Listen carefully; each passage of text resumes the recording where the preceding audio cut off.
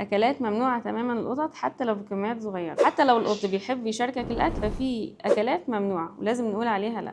اول حاجه الشوكولاته حتى لو بكميه صغيره الا انها خطيره جدا لانها بتسبب قيء ورعشه وزياده سرعه ضربات القلب، لانها بتحتوي على مادتين الكافيين والثيوبرومين، دي مواد منبهه بتاثر على الجهاز العصبي والقلب. تاني حاجه البصل والثوم فيها مواد اسمها ثايوسلفيت، ديت بتعمل تكسير خلايا الدم الحمراء وبتعمل انيميا خطيره عند القطط. ثالث حاجه الحليب بيعمل مغص واسهال، لان معظم القطط البالغه بتفقد القدره على انتاج انزيم اللاكتيز، وده الانزيم اللي بيهضم السكر الحليب اللي هو اللاكتيز، فبيعمل اضطرابات في الجهاز الهضمي وبيعمل قيء واسهال عند القطط. رابع حاجه العنب والزبيب بيعملوا فشل كلوي. خامس حاجه والاخيره العظم لو ني بيكون في بكتيريا ضاره زي الايكولاي والسالمونيلا، وكمان بيأثر على الاسنان وبيأثر على الجهاز الهضمي.